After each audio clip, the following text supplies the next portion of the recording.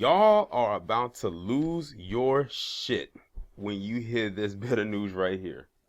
So apparently, the people at the Grammy Committee, or the Recording Academy of America, could not find any black artist, male or female, whether they were from back in the day or current, to do a tribute to Motown, but they found it fitting to go after the last person you would expect to do a tribute to Motown artists.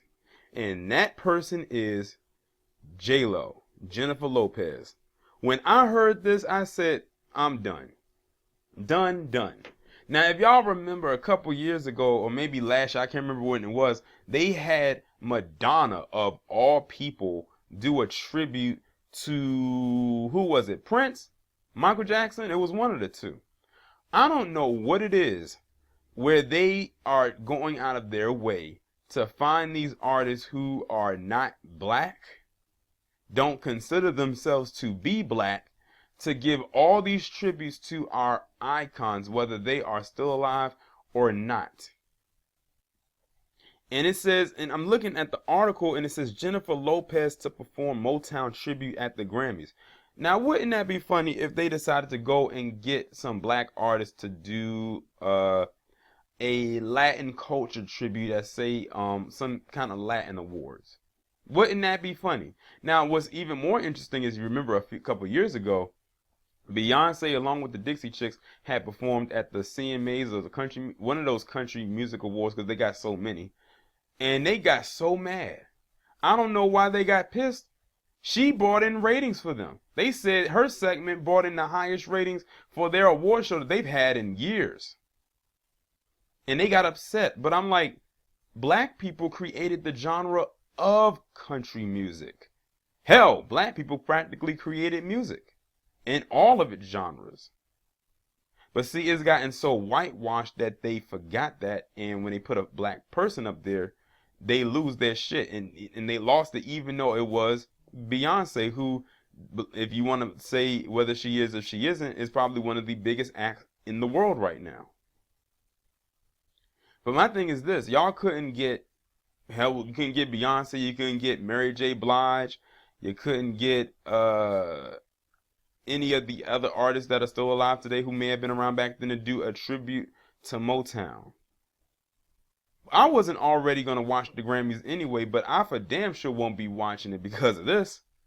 Nothing against J-Lo, but she would not have been my first option to do this. And I'm sure they had plenty of options to go through. See, this right here is what happens when a culture slowly is moving in to try to take another culture. Actually, they haven't been slowly moving in. They've been moved in like full steam ahead. Like, this makes absolutely no sense. And they said that she's doing a part of the show as a tribute to Motown Records, which is celebrating the record label's 60th anniversary. And it says, while she has never won, J-Lo has been nominated for 2 Grammys. Only 2 in her entire career. And never won. Back in 2000 and in 2001. Let me see if there's anything else right here. Let's see. And it says Motown 60th Grammy celebration. So I guess that the Grammys this year is, I guess, supposed to be surrounded around Motown, I guess. But picking J-Lo as the person to do this Motown tribute, I hope she's not the only person up there doing all the songs, because let's be real here, J-Lo is not the best singer. She can dance, but she's not the best singer. And them Motown artists from back in the day sang their asses off. So let's see, I guess, like I said, Beyonce wasn't available, Mary J. Blige wasn't available, Layla Hathaway wasn't available. Hell, you could have threw Ella May up in there. Let's see, who else wasn't available? Brandy, Monica. I think I said Lettucey. Who else? There's plenty of artists up there. Hell, you could have went and found Boyz II Men. I know they one member short, but you could have got them. You could have got maybe, I don't know, Donnell Jones. Hell, the whole Soul Train lineup from the Soul Train Awards. But y'all picked J-Lo of all people? Huh, okay, I guess. But see, and that's what happens when you got a committee that is filled with all these old white individuals.